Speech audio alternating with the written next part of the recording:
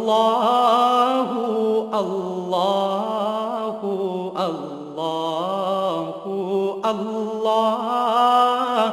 اللہ اللہ اللہ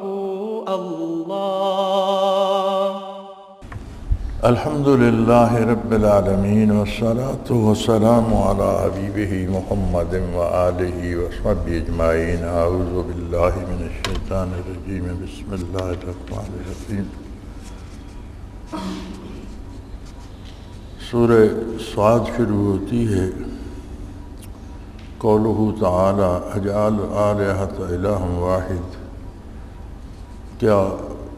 اس لیے اتنے معبودوں کی جگہ ایک ہی معبود رہنے دیا؟ بعض اہل علم نے اس سے وحدت الوجود اس طرح ثابت کیا کہ سب اللہ کو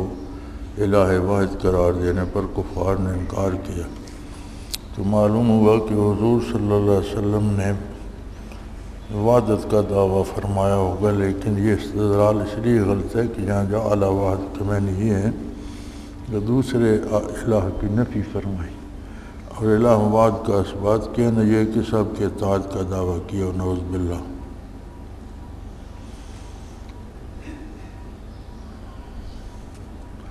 فرماتے ہیں اس سے کہ اتنے معبودوں کی جگہ ایک ہی معبود قرار دیا، تو حضور صلی اللہ علیہ وآلہ وسلم نے اللہ کے علاوہ تمام معبودان باطلہ کی نفی فرمائی، اس لیے اس سے وحدت الوجود کا ثابت کرنا درست نہیں ہے۔ ایسا تو نہیں ہوا نعوذ باللہ من ذالک کہ سب معبودوں کو ملا کر ایک بنا دیا گیا ہو، وحدت الوجود کا مطلب تو یہ بنتا ہے، تو فرمایا یہ استدلال غلط ہے، بلکہ استدلال یہ ہے کہ تمام معبودان باطلہ کی نفی کر کے ایک معبود برحق کا اعلان حضور صلی اللہ علیہ وسلم نے فرمایا۔ قولہ تعالی انزل علیہ الذکر من بیننا، کیا ہم سب میں سے اسی شخص پر کلام نازل کیا؟ چونکہ اس قول کا منشا کبر تھا، تو یہ آیت دال ہوئی کہ کبر ایسی مذموم چیز ہے کہ بعض اوقات کفر تک پہنچا دیتا ہے۔ کفار نے کہا کہ ہم میں بڑے بڑے لوگ تھے، شاعر بھی تھے، مورخ بھی تھے، انصاب کے جاننے والے بھی تھے، ستاروں کے علوم کے جاننے والے تھے، اور بہت سے علوم کے جاننے والے تھے، دولت مند تھے، صاحب اثر و رسوخ تھے، تو ان سب کو چھوڑ کر کیا انہی پر قرآن نازل کیا گیا؟ تو فرمایا اس کی اصل کبر ہے، اپنی بڑائی ہے کہ ہم بہت بڑے لوگ تھے، ہم پر نازل ہونا چاہیے تھا۔ تو فرماتے ہیں یہ کبر یا تکبر یا اپنی بڑائی ایسی بری چیز ہے کہ بعض اوقات یہ کفر تک پہنچا دیتی ہے، اس لیے اس سے بچنا چاہیے، اپنی بڑائی کے زوم میں گرفتار نہیں ہونا چاہیے۔ اور یہ ضروری نہیں کہ کسی کو یہ بڑائی ہو کہ میں دولت مند ہوں یا میں بہت پڑھا لکھا ہوں، یہ بھی ہو سکتا ہے کسی کو یہ کبر ہو کہ میں بڑا زاہد و پارسا ہوں۔ کسی طرح کی بھی اپنی بڑائی کا جو زوم ہے وہ انتہائی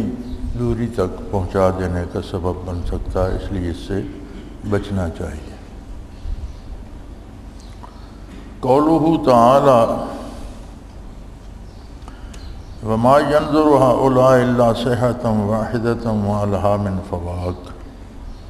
اور یہ لوگ بس ایک زور کی چیخ کے منتظر ہیں جس میں دم لینے کی گنجائش نہ ہوگی،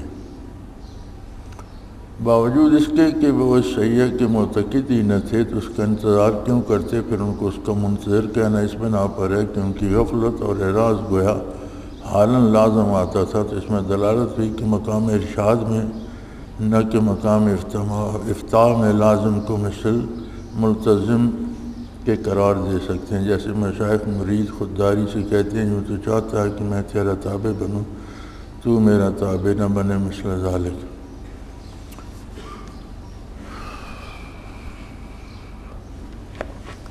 فرمایا وہ تو قیامت کے پر ایمان ہی نہیں رکھتے تھے، تو فرما دیا کہ یہ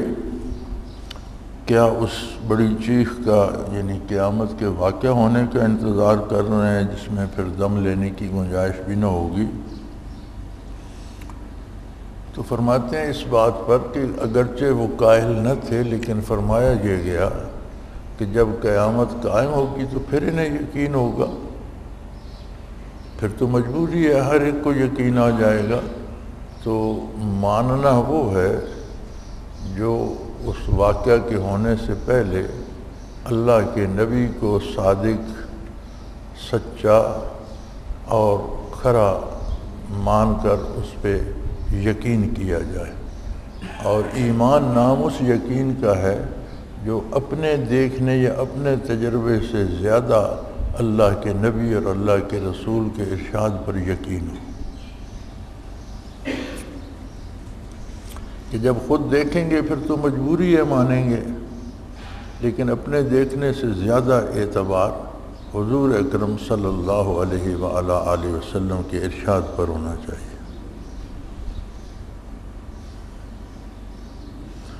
قوله تعالی انا سخرنا الجبال معه يسبحن بالعشي والاشراق والطير محشورة، ہم نے پہاڑوں کو حکم کر رکھا تھا کہ ان کے ساتھ صبح و شام تسبیح کیا کریں، اور پرندوں کو بھی جو جمع ہو جاتے تھے۔ اس کو تسبیح کالی پر معمول کرنے کی صورت میں جیسا کہ قرآن کا ظاہر ہے اور نیز مؤید بالکشف ہے، اس سے دو امر ماخوذ ہوتے ہیں۔ اول اجتماع فی الذکر، جس سے تنشیط نفس اور تقویت ہمت اور برکات ذکر کا باہمی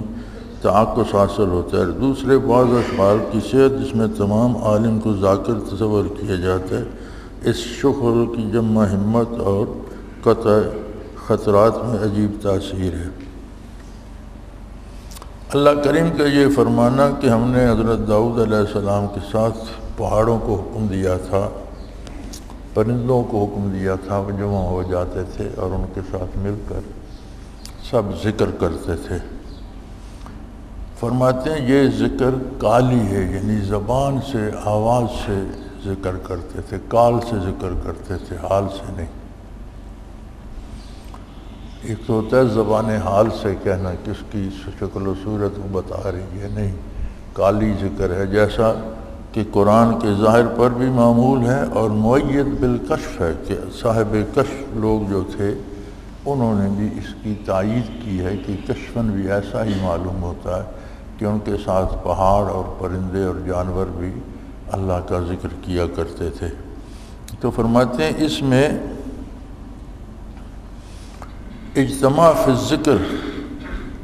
یعنی مل کر ذکر کرنا، بہت سے لوگوں کا اکٹھے ہو کر ذکر کرنا،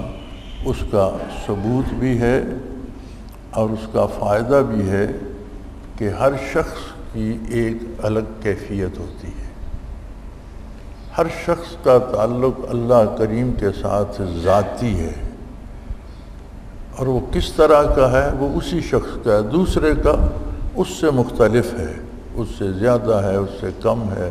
اس سے اور نوعیت کا ہے۔ تو بہت سے لوگ جب جمع ہو کر ذکر کرتے ہیں تو ہر طرح کے ہر شخص کے انوارات تو ایک رنگا رنگ بارش انوارات کی ہوتی ہے، جس میں سب کو فائدہ ہوتا ہے، ہمت بڑھتی ہے، دل روشن ہوتا ہے۔ تو اس میں فرمایا اجتماعی ذکر کا یا مل کر ذکر کرنے کا فائدہ بھی بیان کیا گیا اور جواز بھی ثابت ہوتا ہے۔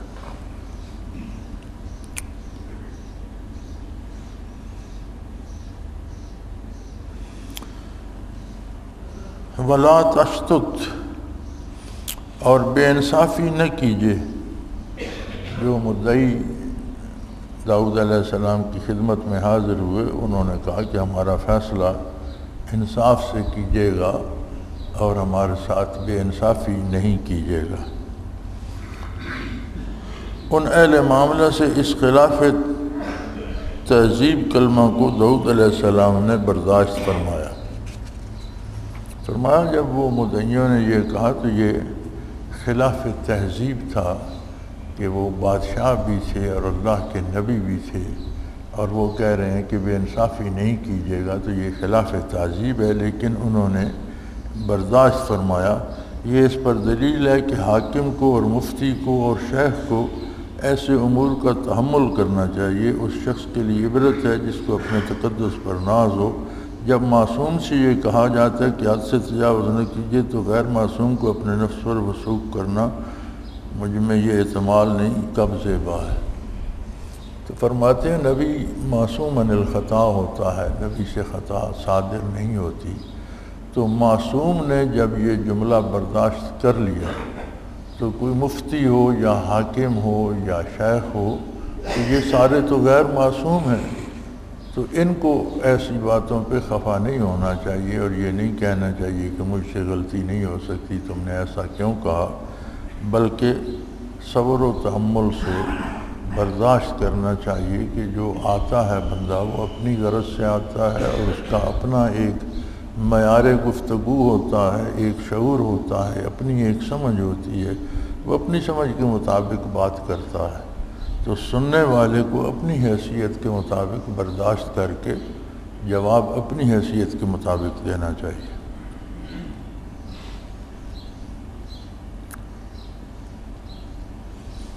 قولہ تعالی وَإِنَّا كَثِيرٌ مِّنَ الْخُلَطَاءِ لَيَبْغِي بَعْضُهُمْ عَلَىٰ بَعْضٍ إِلَّا الَّذِينَ آمَنُوا وَعَمِلُوا الصَّالِحَاتِ وَقَلِيلٌ مَّا هُمْ۔ اور اکثر شرکاء ایک دوسرے پر زیادتی کیا کرتے ہیں، مگر ہاں جو لوگ ایمان رکھتے ہیں اور نیک کام کرتے ہیں، اور ایسے لوگ بہت ہی کم ہیں۔ اس سے معلوم ہوتا ہے کہ اکثر میں جبلتاً یا عادتاً غلبہ ظلم اور شر ہی کا ہے، جو جبلتاً پاک ہیں یا مجاہدہ سے پاک ہو گئے، ایسے کم ہو گئے۔ فرمایا اللہ کریم کا یہ فرمانا کہ بہت سے لوگ جو ایک معاملے میں شریک ہوتے ہیں تو کوشش کرتے ہیں دوسرے سے زیادہ لے لوں،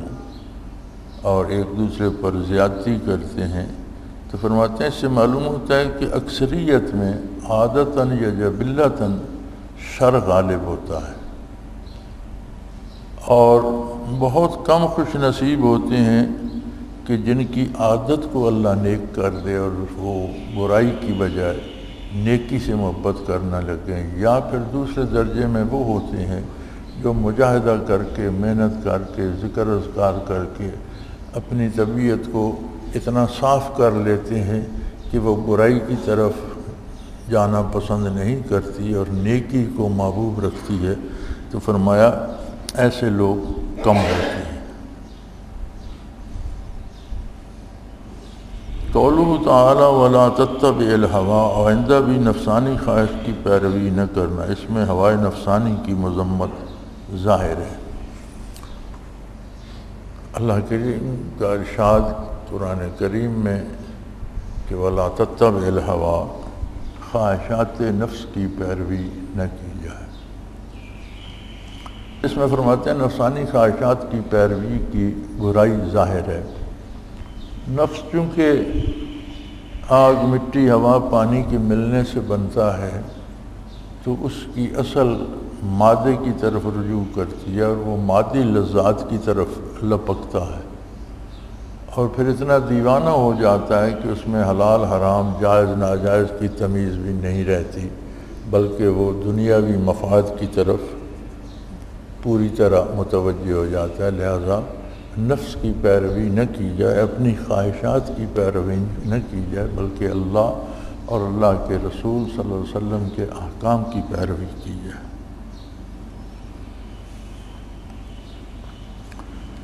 قولہ تعالی وما خلقنا السماء والارض وما بینہما باطلا، ہم نے آسمان اور زمین اور چیزیں جو چیزیں ان کے درمیان موجود ہیں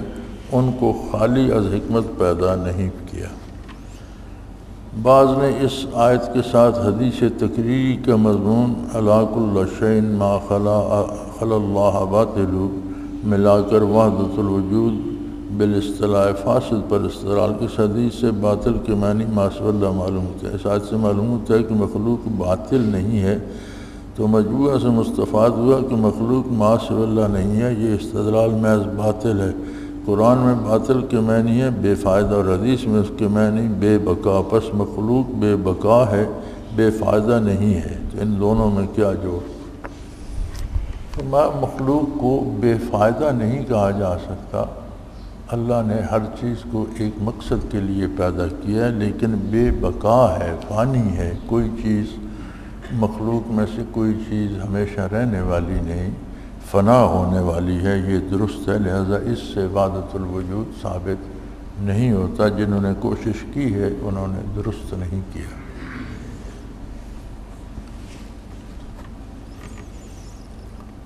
قوله تعالیٰ اذ عرض علیہ بالعشی الصافنات الجیاد فقال انی احببت حب الخیر عن ذکر ربی حتی تعارض بالحجاب ردوها علی فتفق مسخا بالسوق والاحناق۔ جب شام کے وقت ان کے روبرو اصیل عمدہ گھوڑے پیش کیے گئے تو کہنے لگے کہ میں اس مال کی محبت میں اپنے رب کی یاد سے غافل ہو گیا، یہاں تک کہ آفتاب پردہ میں چھپ گئے۔ ان گھوڑوں کو ذرا پھر میرے سامنے لاؤ، تو انہوں نے کی پنڈلیوں اور گردنوں پر ہاتھ صاف کرنا شروع کر دیا۔ اس میں کئی مسئلے ہیں۔ اول یہ کہ آرام کے سامان کے استعمال کا جواز، خصوص جب کہ اس میں دینی مصلحت بھی ہو۔ فرماتے ہیں ایک مسئلہ تو اس میں یہ ہے کہ انہوں نے گھوڑے پالے ہوئے تھے جو سواری کے ذریعہ ہیں اور آرام کا ذریعہ ہیں، پیدل چلنے کی بجائے بندہ سواری پہ جا سکتا ہے، تو اس میں سامان کے جو ہے آرام کا اس کے جواز کا سبب ہے، اثبات ہے، جائز ہے، جبکہ اس میں دینی مصلحت بھی ہو۔ دوسرے اکابر کا مستحبات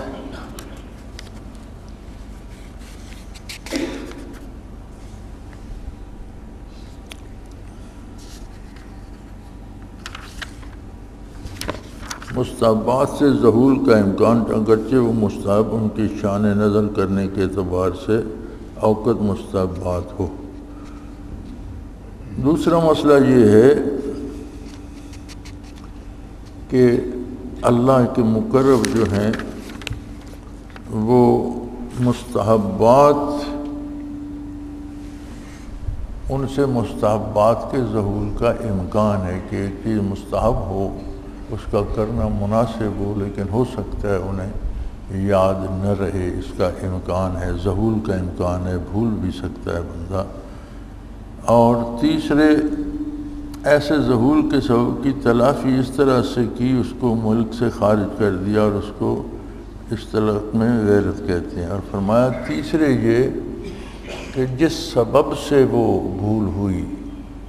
امر مستحب جس سبب سے بھول گیا، اس سبب کو اپنی ملکیت سے خارج کر دیا کہ آئندہ ایسا نہ ہو۔ قولوا تعالیٰ قال رب اغفر لی وہب لی ملکا لا ینبغی لأحد من بعدی، دعا مانگی کہ اے میرے رب میرا قصور معاف فرما کر مجھ کو ایسی سلطنت دے کہ میرے سوا کسی کو میسر نہ ہو۔ مقصود ایسی سلطنت کے طلب کرنے سے یہ تھا کہ اس کو مزید قرب کا ذریعہ بنا دیں، اور سب سے زیادہ مزید قرب کا ذریعہ مال کے لیے دوسروں کی تکمیل اور سلطنت کا اس بہت اچھا ذریعہ ہے۔ اقرب یہ ہے کہ حد سے مراد اہل دنیا لیے جائیں، کیونکہ ایسا بڑا جا اہل دنیا کے لیے مضر تھا، اس لیے شفقت کی وجہ سے ان کو ایسی دنیا ملنے سے مستثنا کر دیا۔ اس آیت میں دلالت ہوئی کہ بعض شے کامل کو مضر نہیں ہوتی، ناقص کو مضر ہوتی ہے، جیسے اس پر دلالت تھی کہ جا اور کمال میں تنافی نہیں، جبکہ جا میں دینی مصلحت ہو۔ فرماتے ہیں سلیمان علیہ السلام نے ایسی حکومت مانگی کہ میرے بعد کسی دوسرے کو اتنی وسیع حکومت، اتنا اختیار، ایسی بڑی سلطنت نصیب نہ ہو۔ تو فرماتے ہیں ان کا سلطنت مانگنے سے دنیاوی لذات یا دنیا کی اختیار و اقتدار نہیں، بلکہ اس سے مراد یہ تھا کہ اس بڑی سلطنت کو اللہ کے حکم کے مطابق چلا کر مزید اللہ کا قرب نصیب ہوگا۔ تو وہ سبب تھا ان کے لیے قرب الہی کا، لیکن جو فرمایا میرے بعد کسی اور کو نہ دے، تو آدھی سے مراد اہل دنیا ہے کہ دوسرے عام لوگوں کو اللہ یہ اختیار نہ دینا کہ ہو سکتا ہے وہ اختیار پا کر اپنی حیثیت سے تجاوز کر جائیں، انصاف نہ کر سکیں، عدل نہ کر سکیں، اور وہ اقتدار و اختیار ان کے لیے اللہ سے دوری کا سبب بن جائے۔ تو فرماتے ہیں اس سے یہ ثابت ہوتا ہے کہ کاملین کو بعض ایسی سہولتیں نصیب ہوتی ہیں جو عام کو یا مبتدی کو نصیب ہو تو شاید اس کے لیے مفید نہ ہو، لیکن ان کے لیے وہ مفید ہوتی ہیں کہ ان کا مزاج اطاعت میں ڈھل چکا ہوتا ہے، وہ اس کے ساتھ انصاف کر سکتے ہیں، مبتدی شاید وہ انصاف نہ کر سکے۔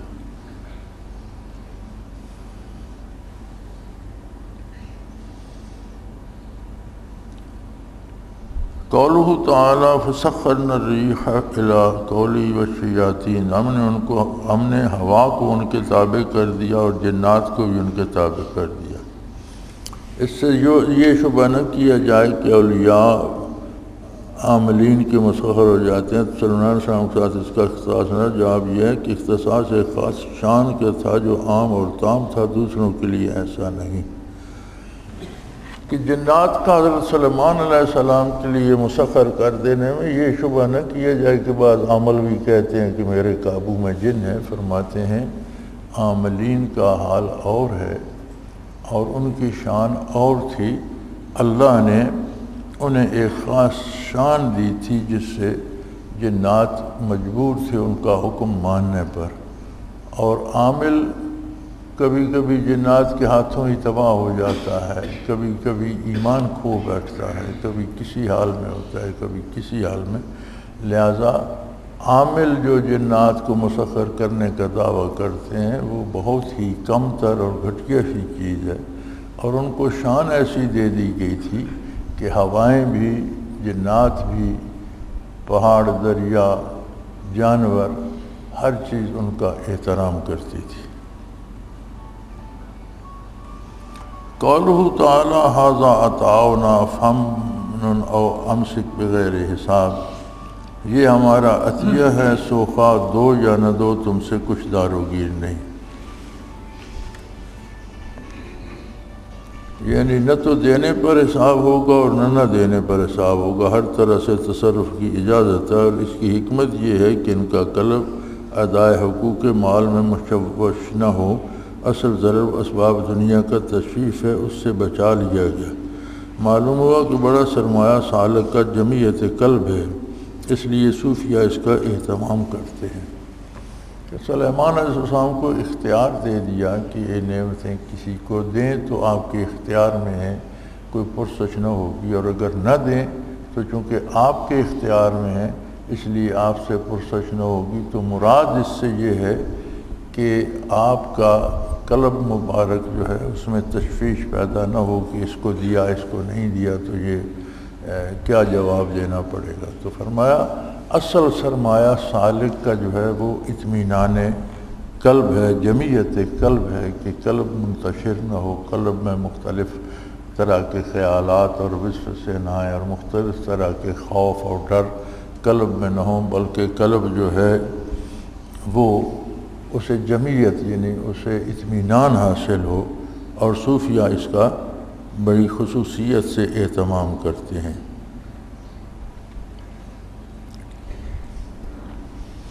قولہ تعالی اذ نادى ربہ انی مسنی الشیطان بنصب وعذاب، جب انہوں نے اپنے رب کو پکارا کہ شیطان نے مجھ کو رنج اور آزار پہنچایا۔ اس سے معلوم ہوا کہ غیر معیشت میں کاملین پر شیطان کا تسلط ممکن ہے، یعنی جب اللہ کے نبی نے ایوب علیہ السلام نے دعا کی کہ شیطان نے مجھے دکھ پہنچایا ہے، رنج پہنچایا، تو فرمایا اس سے معلوم ہوتا ہے کہ کاملین کو بھی شیطان نقصان جسمانی طور پر یا مادی طور پر پہنچا سکتا ہے، ان کے کیفیات یا ان کے قلوب پہ اگر اثر انداز نہیں ہوتا تو مالی طور پر یا بدنی طور پر نقصان پہنچا سکتا ہے۔ قولہ تعالیٰ فضرب بہ فلا تحنس، اس سے مار لو اور قسم نہ توڑو۔ بعض نے اس کو تمام ہیلوں کی صحت کی اصل کہا، حقیقت میں ایسا نہیں۔ جس ہیلا میں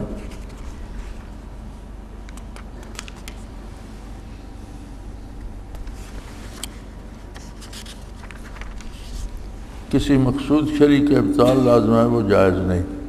کامل اسی قید سے تجویز کر سکتا ہے۔ فرمایا یہ ایک ہیلا تھا، انہوں نے قسم اٹھائی تھی بیوی کو کہ میں تمہیں 100 کوڑے ماروں گا، قسم لی تھی۔ پھر اللہ کریم نے ان کی برات ثابت کی کہ ان کا قصور نہیں تھا، آپ بات کو سمجھ نہیں سکے، آپ کو غلطی لگی، لیکن چونکہ آپ نے قسم اٹھائی ہے، آپ اپنی قسم نہ توڑیں، بلکہ 100 تنکوں کی ایک جھاڑو سا لے کر، 100 تنکوں کا ایک گٹھا سا لے کر ایک بار یہی مار دیں تو آپ کی قسم پوری ہو جائے گی۔ تو فرماتے ہیں اکثر لوگوں نے اس سے شرعی ہیلوں کا جواز میسر کیا ہے کہ ہیلا کرنا جائز ہے، لیکن فرماتے ہیں ہیلا کرنے کی ایک حد ہے کہ کسی امر شرعی کے خلاف نہ ہو، اس سے کوئی گناہ صادر نہ ہوتا ہو، کوئی جرم صادر نہ ہوتا ہو، وہ ہیلا تو جائز ہے۔ جو ہیلا کرنے سے کوئی امر خلاف شریعت واقع ہوتا ہو وہ ہیلا نہیں، وہ جرم ہے۔ قولہ تعالیٰ وعندہم قاصرات الطرف اطراف، اور ان کے پاس نیچی نگاہ والیاں ہم عمر ہوں کی مقام ترغیب میں اس کا ذکر کرنا دلیل ہے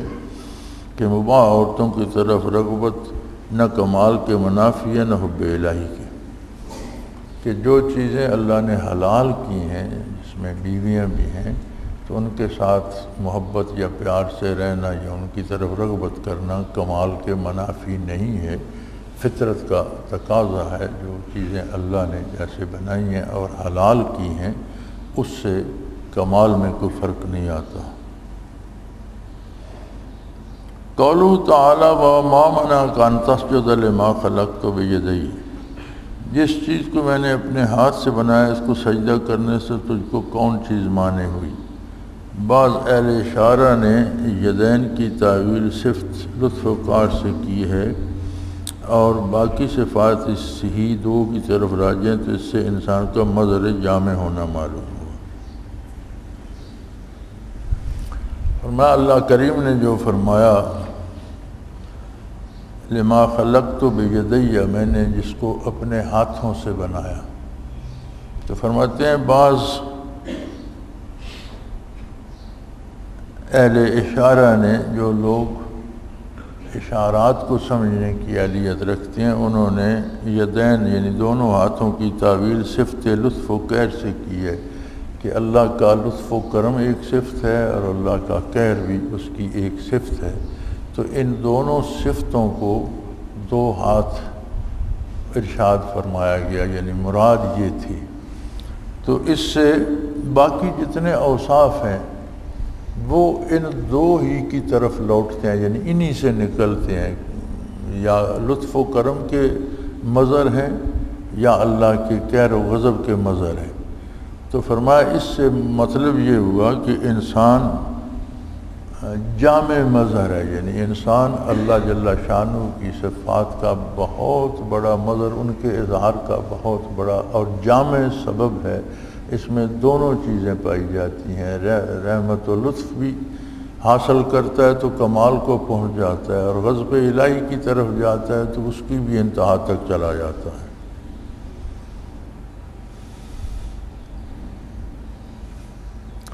قولہ تعالیٰ وما انا من المتکلفین، اور میں بناوٹ کرنے والوں میں سے نہیں ہوں۔ اس سے تکلیف کی مذمت ثابت ہوئی جس میں آج کل اکثر علماء و مشائخ تک مبتلا ہیں۔ تکلیف اس میں تکلف کی مذمت ثابت ہوئی، یعنی تکلف کرنا اللہ کے نزدیک اللہ کو پسند نہیں ہے۔ جو کچھ ہو بلا تکلف ہو اور جو کچھ ہے وہی نظر آئے۔ تکلف ہوتا ہے کہ چیز کہ اصل وہ نہ ہو لیکن بنا سنوار کر یا باتیں بنا کر اس کو بڑا ظاہر کیا جائے، یہ تکلف ہوتا ہے۔ بات کرنے میں بھی تکلف ہوتا ہے، ملنے جلنے میں بھی تکلف ہوتا ہے، کھانا کھلانے پینے پلانے میں بھی تکلف ہوتا ہے کہ بندے کی جو حیثیت ہے اس سے بڑھ کر چیزیں ظاہر کی جائیں تاکہ اس میں اس کی بڑائی ہو۔ تو فرمایا اس کی مذمت کی گئی ہے، جو کچھ ہو وہ سامنے ہونا چاہیے، ظاہر ہونا چاہیے، اور جتنا ہو وہ سچ ہونا چاہیے۔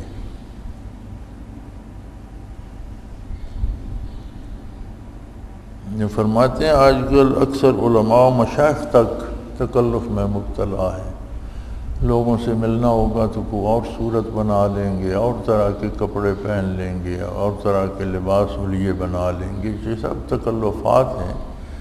جیسی زندگی ہے عامیانہ ویسا لباس، ویسی بود و باش، ویسی جس طرح کی روزمرہ کی خوراک ہے اس طرح کا رہنا، بناوٹ نہیں کرنی چاہیے، جو کچھ حقیقت ہے وہ ہونا چاہیے۔ فرماتے ہیں دکھ کی بات یہ ہے کہ آج کل تو علماء اور مشائخ بھی اس میں مبتلا ہو رہے ہیں۔ سورہ صاد تمام ہوئی، آگے سورہ زمر ہے۔ قولہ تعالی فاعبد اللہ مخلصا لہ الدین، اور آپ خالص اعتقاد کر کے اللہ کی عبادت کرتے رہیے۔ اس میں اخلاص کا امر ہے اور اپنے اطلاق سے سب مراتب کو شامل ہے۔ فرمایا اللہ کی بارگاہ میں خلوص اور اخلاص قبول ہے، اور اس آیہ کریمہ میں اس کے سب درجے آ گئے۔ ہر بندے کا اخلاص اپنی حیثیت کے مطابق ایک درجے پر ہوتا ہے۔ جتنا جتنا جس کو قرب الہی نصیب ہوتا ہے اتنا اتنا اس کے اخلاص اور خلوص میں اضافہ ہوتا جاتا ہے۔ تو فرمایا اس آیت میں یہ آیت سب کو شامل ہے۔ قولہ تعالی ما نعبدہم الا لیقربونا الی اللہ زلفیٰ، ہم تو ان کی پرستش صرف اس لیے کرتے ہیں کہ ہم کو اللہ کا مقرب بنائیں۔ اس میں دلالت ہے کہ خاص باری تعالیٰ کا غیر کے لیے اسباب مطلقاً مضموم ہے، اور اس میں ما بالذات اور ما بالعرض کا فرق کچھ نافع نہیں۔ کفار نے یہ کہا کہ ہم تو بتوں کی پوجا اس لیے کرتے ہیں کہ یہ ہمیں اللہ کا مقرب بنا دیں اور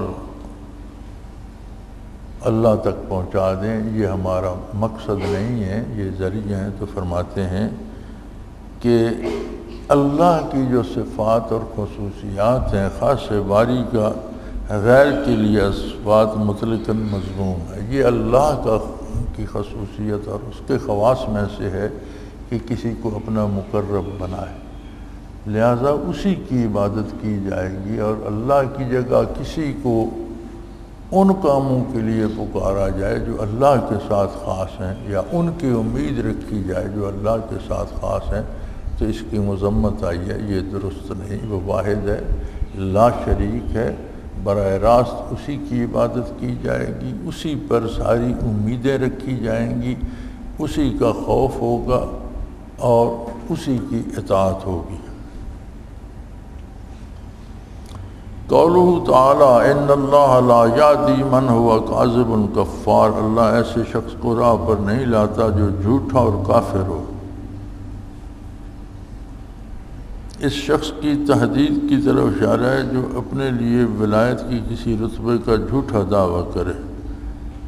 اور لا یہدی میں اس کے حرمان کی طرف اشارہ ہے۔ فرماتے ہیں اس میں سلوک کا مسئلہ یہ ہے کہ جو شخص ولایت کے کسی مقام و مرتبے کا دعویٰ کرے اور وہ اس کے پاس نہ ہو، تو اس میں اس کے اللہ کے غضب کے شکار ہونے کا خطرہ ہے اور گمراہ ہونے کا خطرہ ہے، کہ آگے لا یہدی ہے کہ اللہ ایسے لوگوں کو ہدایت نصیب نہیں فرماتے۔ تو فرمایا کہ دوسروں پر روب ڈالنے کے لیے یا اپنی بڑائی کے لیے سلوک کے مراتب و مقامات کا جھوٹا دعویٰ نہیں کرنا چاہیے، اور جو کرے گا وہ مارا جائے گا۔ یکبر اللیل علی النہار و یکبر النہار علی اللیل، وہ رات کو دن پر لپیٹتا ہے اور دن کو رات پر لپیٹتا ہے۔ روح میں ہے کہ اس میں بطریق قیاس علی النظیر سائرین الی اللہ کے احوال کے تعاقب کی طرف اشارہ ہے، جیسے قبض و بسط، صاب و سکر، جمع و فرق، تجلی و استطار وغیرہ ذالک۔ فرمایا اس میں مسئلہ سلوک کا، تصوف کا یہ ہے کہ سالکین کے حالات کی تبدیلی کی طرف بھی اشارہ ہے، جیسے کسی وقت بسط ہو جاتی ہے، کھل جاتی ہے، قلب پہ کیفیات بے تحاشا آ جاتی ہیں، کسی وقت قبض ہو جاتی ہے، ایسے پتہ چلتا ہے کہ میرے پاس تو کچھ بھی نہیں رہا، کسی وقت مشاہدات شروع ہو جاتے ہیں، کسی وقت کوئی چیز سمجھ نہیں آتی، مشاہدات رک جاتے ہیں۔ تو یہ حالات کا تغیر و تبدل جو ہے سلوک میں، اس کی طرف اشارہ ہے۔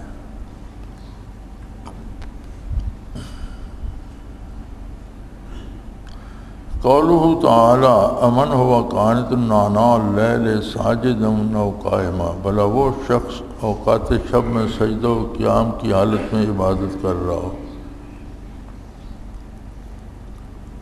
روح میں ہے کہ یہ مشیر ہے آداب عبودیت کی ظاہراً باطناً بلا فتور بلا تقصیر اہتمام کی طرف، کہ اس آیت میں یہ ثابت ہوتا ہے کہ اللہ کی عبادت کے لیے کوشش کرے اس کے ظاہری باطنی آداب کو مد نظر رکھا جائے، یعنی ظاہری اعضاء و جوارح، وضو کا درست ہونا، لباس کا پاک ہونا، قبلہ رو، جو ظاہری شرائط ہیں، پرسکون ہو کر ہر طرف سے خود کو الگ کر کے اللہ کے حضور پیش ہونا، اور باطنی کے دل بھی متوجہ الی اللہ ہو اور وہ ان کیفیات کو محسوس کر رہا ہو اور اس طرف متوجہ ہو، یہ نہ ہو کہ وجود عبادت کر رہا ہو، دل بازار میں پھر رہا ہو۔ تو یہ اس کے اہتمام کی طرف اشارہ ہے کہ اس کا اہتمام کیا جائے۔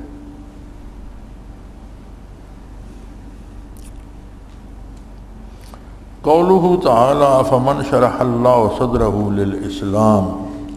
فهو علی نور من ربہ، جس شخص کا سینہ اللہ تعالیٰ نے اسلام کے لیے کھول دیا اور وہ اپنے پروردگار کے نور پر ہے، کیا وہ شخص اہل کساوت اور اہل کساوت برابر ہیں؟ حدیث میں ہے کہ نور و شرح صدر کی علامت یہ آئی ہے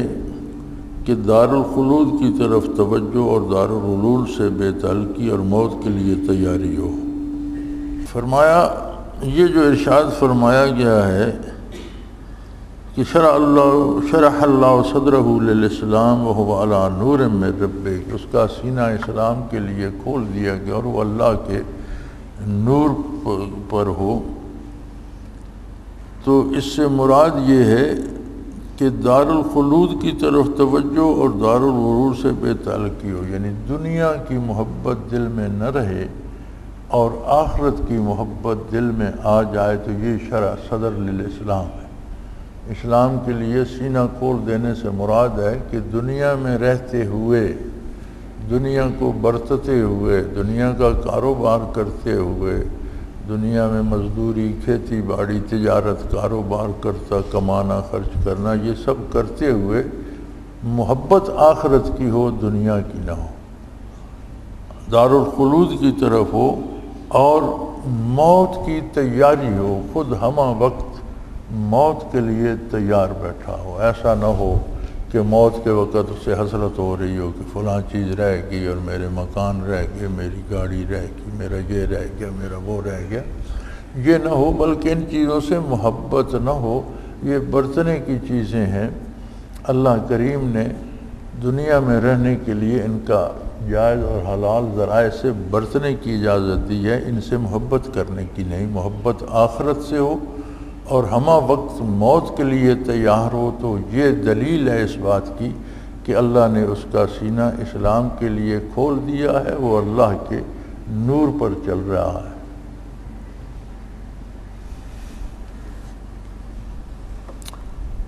قولہ تعالی فویل للقاسیۃ قلوبہم عن ذکر اللہ، سو جن لوگوں کے دل اللہ کے ذکر سے متاثر نہیں ہوتے ان کے لیے بڑی خرابی ہے۔ شرح صدر کے مقابلے میں کساوت کا آنا اس حقیقت کو بتلاتا ہے کہ شرح صدر کے آثار سے خالی ہونا جو اوپر آیت میں مذکور ہیں، اس توہم کا فساد معلوم ہوتا ہے جو بعض سالکین کو ہو جاتے ہیں کہ مجھے حقیقت طبیعہ کے نہ ہونے کو کساوت سمجھتے ہیں۔ فرمایا جو صفات اوپر دی گئی ہیں اگر یہ نصیب نہ ہوں تو اس کا مطلب ہے کہ دل سخت ہے، اس میں کساوت ہے، کسی گناہ کے سبب ہے، کسی جرم کے سبب ہے۔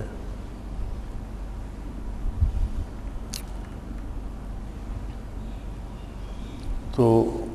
بعض سالکین کو یہ ہو جاتا ہے کہ طبعی طور پر ان پر رقت طاری نہیں ہوتی، بات بات پہ رونا نہیں آتا، تو سمجھتے ہیں میرا دل سخت ہو گیا۔ فرمایا یہ کساوت قلبی نہیں ہے، ضروری نہیں کہ ہر ایک کو اس طرح کی طبیعت نصیب ہو جائے، یہ وہم ہے۔ ہاں کساوت یہ ہے کہ آخرت کو چھوڑ کر دنیا میں محبت ہونے لگے، مال و زر سے محبت ہونے لگے، اپنی بڑائی یا حب جاں آ جائے، خود کو بڑا سمجھنے لگے، یا موت سے ڈر لگنے لگے اور زندگی کی خواہش طول پکڑ جائے، تو یہ چیزیں کساوت قلبی کی دلیل ہیں۔ قولہ تعالی اللہ نزل احسن الحدیث کتاب متشابہ مثانی تقشعر منہ جلود الذین یخشون ربهم ثم تلین جلودهم وقلوبهم الی ذکر اللہ۔ اللہ تعالیٰ نے بڑا عمدہ کلام نازل فرمایا جو ایسی کتاب ہے کہ باہم ملتی جلتی ہے، بار بار دہرائی گئی ہے، جس سے ان لوگوں کے جو کہ اپنے رب سے ڈرتے ہیں بدن کانپ اٹھتے ہیں، پھر ان کے بدن اور دل نرم ہو کر اللہ کے ذکر کی طرف متوجہ ہو جاتے ہیں۔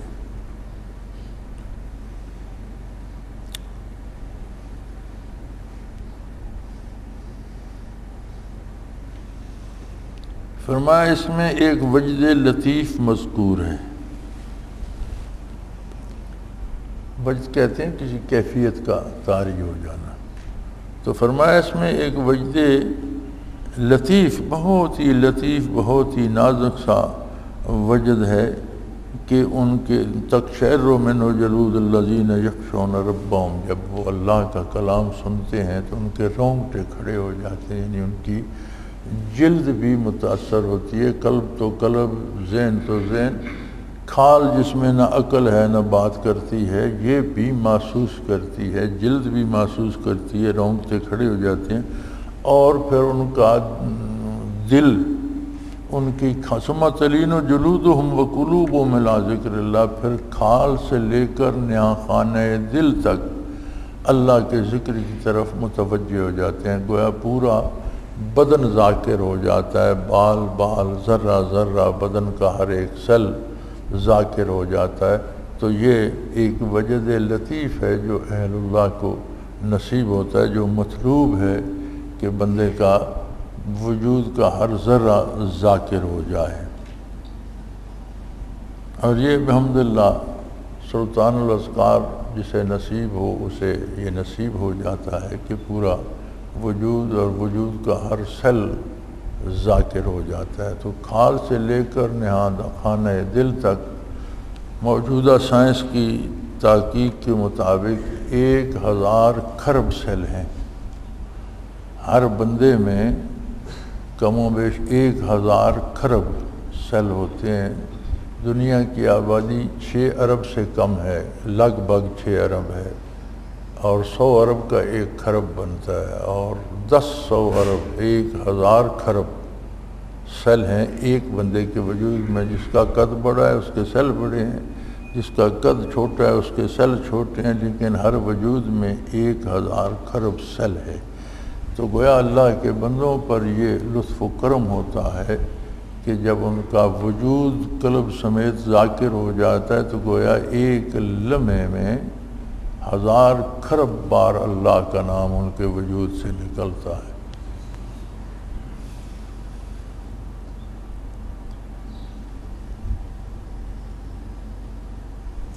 قولہ تعالی ضرب اللہ مثلا رجلا فیہ شرکاء متشاکسون، اللہ نے ایک مثال بیان فرمائی کہ ایک شخص میں جس میں شخص ہے جس میں کئی ساتھی ہیں جن میں باہم ضد مندی ہے۔ یہی حالت اس شخص کی ہے جو اشغال دنیا کی کشاکش میں ہے، اور رجلاً سلماً رجل، یہ حالت مومن خالص کی ہے جس کو مولا سے کوئی چیز غافل نہیں کرتی۔ فرمایا یہ جو مثال دی گئی ہے کہ ایک غلام ہو اور اس کے کئی مالک ہوں اور ان کی آپس میں ضد بازی بھی ہو، تو اس کی زندگی کیسی ہوگی، کس کس کی اطاعت کرے گا، اس کی حیثیت کیا ہوگی۔ اور دوسرا ایک غلام ہے جس کا کوئی اور مالک نہیں، سلماً لرجل، ایک ہی ہستی کا غلام ہے۔ تو فرمایا یہ دنیا دار کی اور مخلص مومن کی مثال ہے۔ جو دنیا کا بندہ بن جاتا ہے تو اس کے مختلف مالک ہو جاتے ہیں، یعنی مختلف چیزیں اسے مختلف چیزوں کی طلب میں لگ جاتا ہے۔ تو کوئی چیز کہیں سے مال کی طلب کے لیے کچھ اور کرنا پڑتا ہے، عہدہ طلب کرنے کے لیے کچھ اور کرنا پڑتا ہے، اپنے وقار کے لیے اور شہرت کے لیے کچھ اور، تو وہ مختلف طرف و اطراف میں بٹ جاتا ہے۔ اس کی حیثیت ایسی ہو جاتی ہے جیسے کوئی ایک غلام ہو اور اس کے مختلف مالک ہوں اور وہ آپس میں ان کی ضد بازی بھی ہو، تو وہ کبھی ادھر بھٹکتا ہے کبھی ادھر بھٹکتا ہے۔ اس کے خلاف فرمایا مومن مخلص کی مثال رجل سلما رجل، مومن خالص جس کو مولا سے کوئی چیز غافل نہیں کرتی، وہ صرف اللہ کا بندہ ہوتا ہے اور ہر حال میں اللہ کی یاد میں رہتا ہے، اللہ کو یاد رکھتا ہے، ہر چیز کی امید اللہ کریم سے رکھتا ہے، اسباب اختیار کرتا ہے۔ لیکن جو مخلص نہیں ہے اس کا اعتماد ہی اسباب پہ ہوتا ہے، اور مخلص بندہ جو اسباب اختیار کرتا ہے وہ صرف اس لیے کرتا ہے کہ اللہ کا حکم ہے سبب اختیار کرنے کا، یہ اطاعت الہی ہے۔ نتائج اللہ کے دست قدرت میں ہے، جو کچھ ملنا ہے وہ اللہ کی طرف سے ملے گا۔ قولہ تعالی فمن اظلم ممن کذب علی اللہ وکذب بالصدق اذ جاءہ، اس شخص سے زیادہ بے انصاف کون ہوگا جو اللہ پر جھوٹ باندھے اور سچی بات کو جب کہ اس کے پاس پہنچے جھٹلا دے۔ اس میں وہ بھی شامل ہیں جو دعویٰ ولایت میں کاذب ہے اور شریعت کو پس پشت ڈال کر اس کو کچھ بتلاتے ہیں۔ فرمایا اس میں سلوک کا مسئلہ یہ ہے کہ جو لوگ جھوٹے ولی بن کر، شیخ بن کر لوگوں سے پیسے بٹورنے کے لیے دعویٰ کر کے بیٹھ جاتے ہیں، اور خود بنیادی طور پر یہ بات پہلی بات ہی کہ جو چیز تمہارے پاس نہیں ہے، تم نے حاصل نہیں کی، اس کا دعویٰ کرنا بجائے خود ایک خلاف شریعت کام ہے، جھوٹ ہے، پھر آگے بہت سے بدعات جاری کر دیتے ہیں خلاف شریعت۔ اگر کسی کے پاس اصل ہو تو وہ تو اصل پیش کرے، کسی کو سکھائے، کسی کو سمجھائے، کسی کی تربیت کرے۔ اب جس کے پاس خود کچھ نہیں وہ کیا کرے گا؟ اب اس نے جو بندے اس کے گرد جمع ہو گئے اس کو ولی سمجھ کر یا ولی زیادہ سمجھ کر، گدی نشین سمجھ کر ان کو کسی شغل میں تو لگائے گا کہ وہ اس کے گرد جمع رہیں، تو وہ بدعات خرافات شروع کر دے گا، کہیں جلوس شروع کرا دے گا، کہیں قوالیاں شروع کرا دے گا، کہیں کوئی نہ کوئی ہیلے حوالے لوگوں کو جمع رکھنے کے لیے وہ کرے گا جو خلاف شریعت ہوگا۔ تو فرمایا اس کی مذمت ہے اس آیہ کریمہ میں کہ یہ ایسے لوگ، اس سے بڑا ظالم کون ہوگا۔ ممن کذب علی اللہ، اللہ پر جھوٹ بولا، اللہ کی طرف سے اسے جو نعمت نہیں ملی ہوئی اس کا دعویٰ کر کے اس نے اللہ پر جھوٹ بولا۔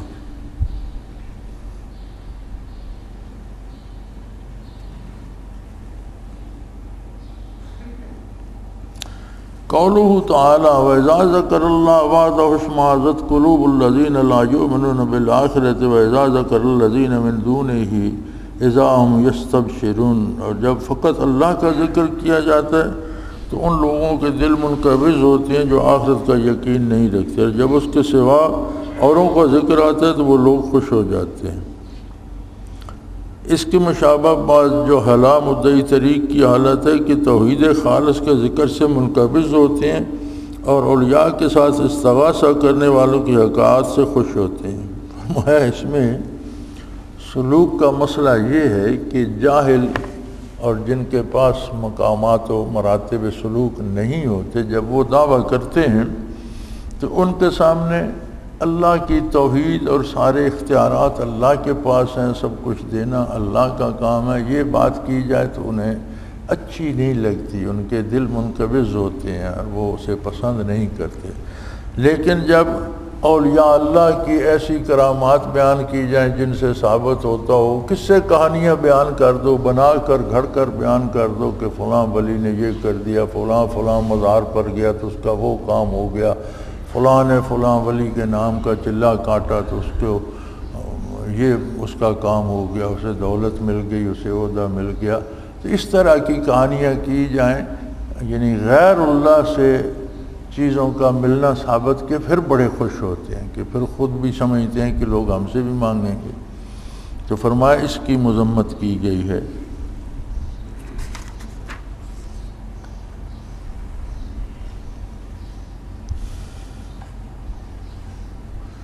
قولہ تعالی وبدا لہم من اللہ ما لم یکونوا یحتسبون، اور اللہ کی طرف سے ان کو وہ معاملہ پیش آئے گا جن کا ان کو گمان بھی تھا۔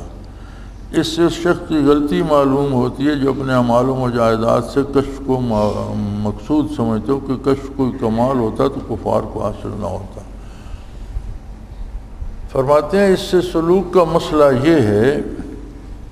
کہ جو لوگ اپنے اعمال اور مجاہدات سے کشف کو مقصود بنا لیتے ہیں کہ مجھے کشف ہو جائے، ان کو باطل کہا گیا ہے، کیونکہ کشف تو آخر کافر کو بھی ہو جاتا ہے۔ ایک وقت آتا ہے جب موت کا وقت آتا ہے تو کافر کو بھی کشف ہو جاتا ہے، وہ فرشتوں کو دیکھتا ہے، فرشتے اس سے بات بھی کرتے ہیں، پوچھتے ہیں کیا کرتے رہے ہو زندگی بھر، فیما کنتم قالوا کنا مستضعفین فی الارض، ہم تو غریب لوگ تھے، جو بڑے لوگ کرتے تھے ہم مجبور تھے ویسا کرتے رہے۔ تو وہ کہتے ہیں کہ اللہ کی زمین وسیع نہیں تھی جہاں ظلم ہو رہا تھا، یا تم مجبور تھے ان کا کہا ماننے پر، وہ جگہ چھوڑ دیتے جہاں اللہ کے بندے رہتے تھے وہاں چلے جاتے۔ تو اگر کشف مقصودی چیز ہوتی تو کافروں کو نہ ہوتا، مرنے کے بعد قبر میں سوال و جواب فرشتوں کے، یا عذاب و ثواب کو دیکھنا، یا قیامت کو ساری دوزخ جہنم کو دیکھنا، تو یہ کشف اور مشاہدہ تو کافر کو بھی نصیب ہو جاتا ہے۔ اور اگر یہ مقصودی چیز ہوتی تو صرف مومن کو نصیب ہوتی، کافر کو نہ ہوتی۔ تو کشف بھی اللہ کی ایک نعمت ہے، مقصود اللہ کی ذات ہے،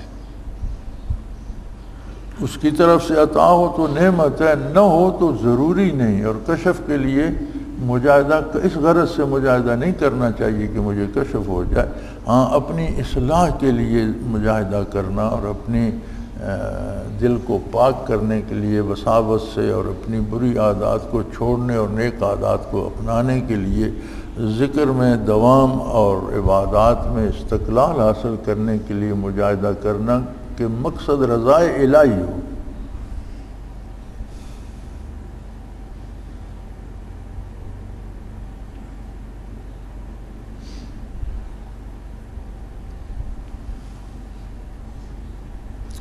قولہ تعالی ثم اذا خولناہ نعمۃ منا قال انما اوتیتہ علی علم، جب ہم اس کو اپنی طرف سے نعمت عطا فرمائے تو کہتے ہیں مجھ کو میری تقدیر سے اس میں اس شخص کی شناعت معلوم ہوئی ثمرات طریق کو نعمت الہیہ میں اپنے عمل و مجاہدہ کی طرف منسوب کرتا ہے۔ فرمایا اللہ کریم نے فرمایا کہ ہم جس کو نعمت دیتے ہیں تو وہ بجائے اللہ کا شکر کرنے کے اپنی تدبیر اور اپنی ذہانت کی طرف منسوب کر لیتا ہے۔ جیسے عام طریقہ ہے، وہ جو کسی نے کہا تھا کہ بات بن جائے تو شان یہ تدبیر کی ہے، اور بگڑ جائے خطا کاتب تقدیر کی ہے۔ نقصان ہو جائے تو کہتے ہیں تقدیر میں ایسا ہی تھا، اور نفع ہو جائے کوئی چیز مل جائے تو کہتے ہیں یہ میری دانش اور عقل ہے اور میرا کمال ہے، میری محنت ہے، میں نے کیا۔ تو یہ تو احوال ظاہرہ ہیں۔ فرماتے ہیں سلوک کا مسئلہ اس میں یہ ہے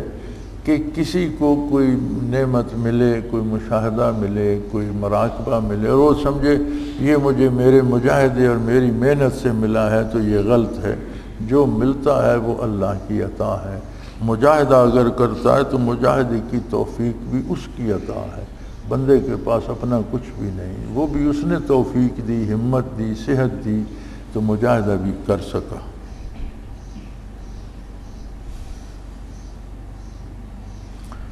قولہ تعالی یوم القیامت تری الذین کذبوا علی اللہ وجوہہم مسودہ،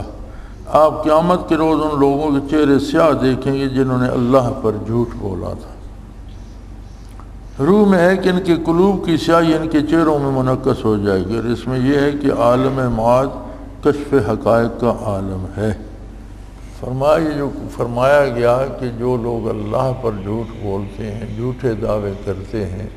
اللہ پر جھوٹ بولنا کیا ہے؟ یہ بڑا نازک معاملہ ہے۔ کوئی ایسی بات جو دین میں اللہ کے کلام سے، رسول اللہ صلی اللہ علیہ وسلم سے، خلفائے راشدین سلف صالحین سے ثابت نہیں ہے، اپنی طرف سے ایجاد کر کے لوگوں میں پھیلا دی جائے اور کہہ دیا جائے کہ یہ ثواب ہے، یہ بھی اللہ پر جھوٹ بولنا ہے۔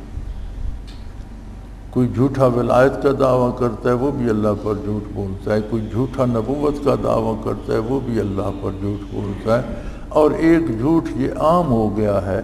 کہ بدعات و خرافات کو دین سمجھنا، جو کہ اللہ و اللہ کے رسول نے نہیں بتایا، جس پر سلف صالحین سے کوئی شہادت نہیں، یہ بھی اللہ کریم پر جھوٹ بولنا ہے کہ اللہ نے اس کو ثواب کا کام نہیں بتایا، اور بندہ کہتا ہے یہ ثواب کا کام ہے، تو اپنی طرف سے تو نہیں کہتا کہ میں کہتا ہوں ثواب کا کام ہے، مراد یہی ہوتی ہے کہ اللہ نے اس کا حکم دیا ہے، حالانکہ اللہ نے اس کا حکم نہیں دیا ہوتا۔ تو فرمایا اس سے دل سیاہ ہو جاتے ہیں، اور جب قیامت ہوگی تو دلوں کا حال چہروں پہ منعکس ہو جائے گا، وہ دل کی سیاہی ان کے چہروں پہ آ جائے گی۔ جس طرح مومن کا دل منور ہوتا ہے تو قیامت کو ان کے چہرے بھی روشن ہو جائیں گے، چہروں پہ بھی نور آ جائے گا۔ اسی طرح کفار کا اور جو اللہ پر جھوٹ بولتے ہیں، تو فرمایا اس سے یہ ثابت ہوا کہ معاد یعنی آخرت کشف حقائق کا عالم ہے، وہ ایسی دنیا ہے جہاں حقیقتیں سامنے آ جائیں گی، کوئی چیز چھپی نہیں رہے گی۔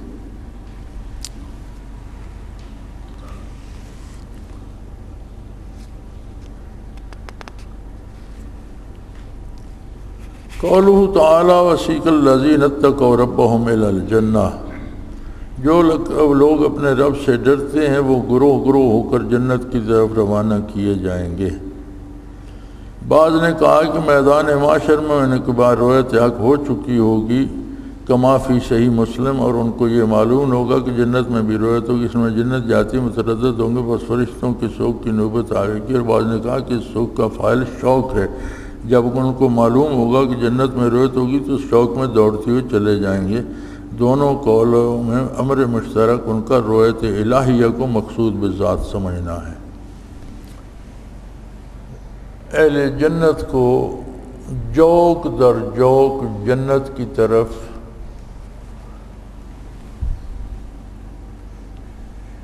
زمرہ ہانکا جائے گا، لے جایا جائے گا۔ تو فرماتے ہیں بھئی میدان حشر میں رویت باری ہوگی، اللہ کریم کا مومنین کو دیدار ہوگا۔ نبی کریم صلی اللہ علیہ وسلم سے پوچھا گیا کہ یا رسول اللہ کیا ہم اپنے پروردگار کو دیکھیں گے؟ فرمایا اس طرح جس طرح تم چاند کو دیکھتے ہو،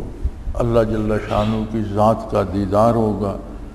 تو فرماتے ہیں کہ جب وہ ہوگا کہ اب چلو جنت کو، تو دو قول ہیں۔ ایک قول تو یہ ہے کہ بعض کو یہ شوق ہوگا کہ ہم رویت باری چھوڑ کر جنت میں کیا لینے جائیں، لہذا فرشتے انہیں لے کے جائیں گے کہ نہیں چلو جنت میں۔ اور دوسرا قول یہ ہے کہ انہیں یہ ہوگا کہ اب جنت میں جا کے بھی دیدار باری ہوگا تو اپنے شوق سے کھچے چلے جاتے ہوں گے۔ تو فرماتے ہیں دونوں قول اگر ہوں تو دونوں میں قدر مشترک جو ہے وہ ذوق دیدار ہے، کہ اگر کوئی نہ جانے کی بات کر رہا ہے تو وہ ذوق دیدار سے کہ اللہ کا دیدار چھوڑ کر میں جنت میں کیا لینے جاؤں، اور اگر کوئی جنت کی طرف دوڑ رہا ہے تو اس خیال سے کہ وہاں بھی اللہ کریم کا دیدار ہوگا۔ تو دونوں قول اگر ہیں تو ان میں قدر مشترک دیدار باری ہے، اور وہی آخرت میں مومن کو مطلوب و مقصود ہوگا۔ وآخر دعوانا ان الحمدللہ رب العالمین۔ سورہ زمر بھی تمام ہوئی الحمدللہ۔ آگے اللہ کریم نے توفیق بخشی اور مہلت دی تو کل انشاءاللہ العزیز۔ الحمدللہ رب العالمین والصلاة والسلام अला हबीबिही मुहम्मदिन व आलिहि वसल्लम। अल्लाहुम्मा रब्बना ला तक़्तुलना बिग़ज़बिका व ला तुहलिकना बिअज़ाबिका वअफ़ु अन्ना क़ब्ल ज़ालिक। अल्लाहुम्मा रब्बना ला तुसल्लित अलैना मन ला यरहमुना अंत वलियुना फ़ी सफ़रिना व हज़रिना फ़ी मालिना व अहलिना। अल्लाहुम्मा अंसिरिल इस्लाम वल मुस्लिमीन। अल्लाहुम्मा रब्बना इग़फ़िर लना ज़ुनूबना व कफ़िर अल्लाहुम्मा या शाफ़िल अमराज़ या दाफ़िल बलियात या क़ादिल हाजात बिज़ी हाजातना व सल्लल्लाहु तआला अला हबीबिही मुहम्मदिन बिरहमतिका या अल्लाहु अल्लाहु अल्लाहु अल्लाह अल्लाहु अल्लाहु अल्लाहु अल्लाह। हज़रत अमीर मोहम्मद अकरम आवान मद्द ज़िल्लुहुल आली दारुल इरफान मिनारा ज़िला चकवाल में साल से कुरान और हदीस के ऊपर खिताबात कर रहे हैं और सिलसिला नक्शबंदिया उवैसिया के मुताबिक लोगों को ज़िक्र इलाही की तरबियत दे रहे हैं। वो कुरान पाक की तफसीर तरतीब वार बयान कर रहे हैं। तफसीर कुरान को वो मौजूदा मुल्की और बैनुल अक़वामी हालात के मुताबिक बयान करते हैं। मोटरवे से कलर कहार के इंटरचेंज से निकलते हुए कलर कहार की झील से होते हुए मियानी, बोछाल और नूरपुर से गुजरते हुए दारुल इरफान मिनारा पहुंच सकते हैं। हज़रत अमीर मोहम्मद अकरम आवान ने बच्चियों और बच्चों की दीनी और दुनियावी तालीम के लिए सिकारा एकेडमी के नाम से एक दरसगाह भी कायम की है, जिसका इफ्तिताह मुल्क पाकिस्तान के सदर जनरल मोहम्मद ज़ियाउल हक ने अपने दस्ते मुबारक से किया था। वो तमाम अहबाब जो इस्लाम की तलब रखते हैं, उनसे गुजारिश है कि दारुल इरफान मिनारा ज़िला चकवाल में अमीर मोहम्मद अकरम आवान साहब के खिताबात से मुस्तफ़ीद हों। वो हर जुमे को नमाज से पहले बयान फरमाते हैं। हर माह की पहली इतवार को माहाना इज्तिमा होता है, जिसमें आप खुसूसी खिताब फरमाते हैं और पाकिस्तान के चारों सूबों से अहबाब इस इज्तिमा में शिरकत करते हैं। इसके अलावा यहाँ साल में 2 मरकजी इज्तिमात भी होते हैं, एक रमज़ानुल मुबारक में एतिकाफ का इज्तिमा और दूसरा जुलाई और अगस्त में 40 दिन का इज्तिमा होता है, जिसमें रूहानी तरबियत की जाती है। अपना खून सीमाब देकर इतना हम कर जाएंगे, नाम आका का चमन में फिर रकम कर जाएंगे।